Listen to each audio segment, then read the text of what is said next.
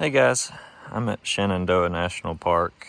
I've had a lot of comments and questions about my camper shell setup, so I thought I would go ahead and do a review of it to kind of explain my setup. So I have just a standard 5-foot 8-inch bed on this GMC Sierra, a very common size truck. But I didn't find hardly any ideas as far as setups for this size. I'm 6 foot tall, so with this being less than 6 foot long in bed length, it's just not long enough for me to sleep a long ways in it. So I ended up building a platform underneath, and I kind of just customized it to fit this spot, as you can see.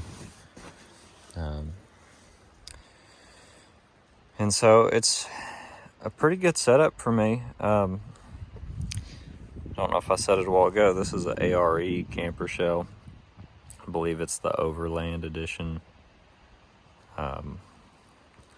So a step inside. I've got a couple of these mattresses underneath this sleeping bag. I have no sponsors, but I will say this is a Teton sleeping bag. It's negative 35 degrees. Teton mattress, and then I don't remember what brand that one is, but this sleeping bag ran me about $90, and it is well worth it. It was about 45 or 50 degrees last night. I stayed cozy the whole night. Warmth is not an issue. I got a water jug, some firewood for the camp. I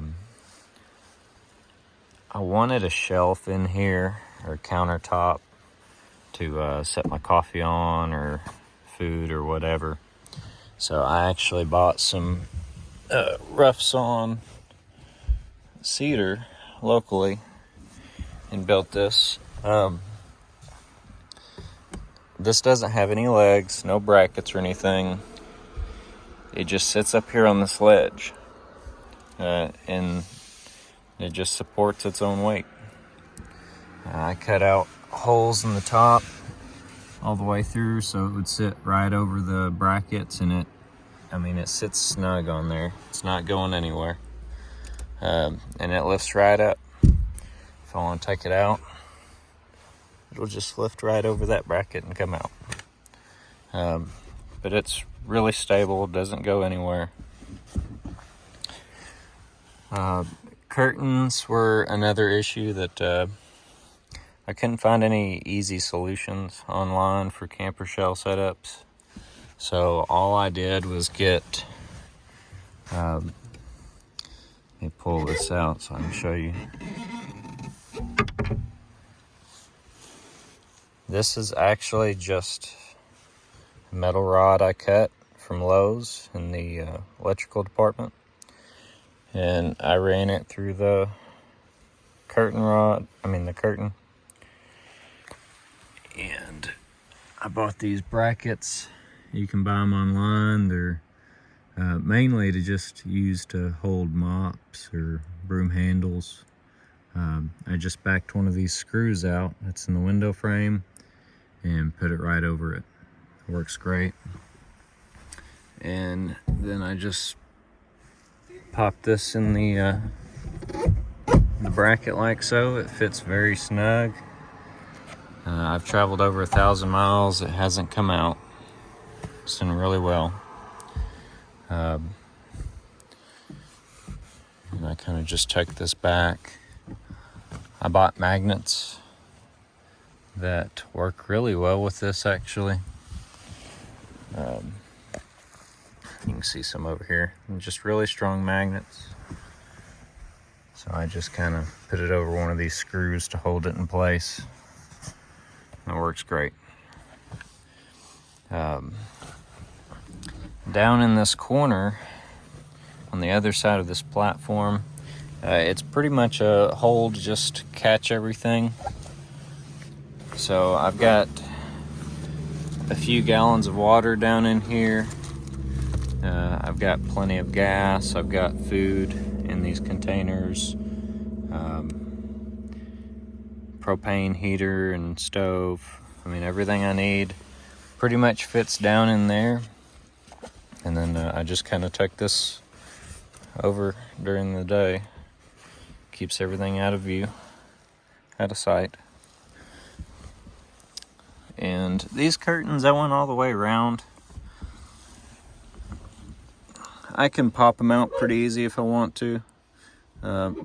But I like them in, that way it keeps everything out of sight. Lighting was another thing that I couldn't find any ideas online, really. So I bought these from Amazon. They're just rechargeable LED lights. They're very bright. And they're magnetic. They come with this metal strip. I just put Velcro on it. And it can pop anywhere on this lining that I want it to go. It just sits right up there. I've got 3 of them all set up when I'm preparing food or reading a book or whatever. So plenty of lighting. I'll close this so you can see.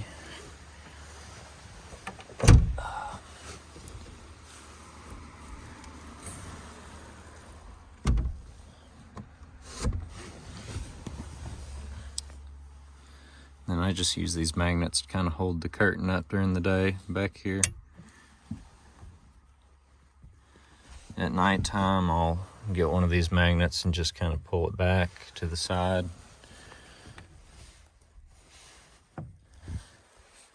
Keeps the light out, keeps anybody from peeping in.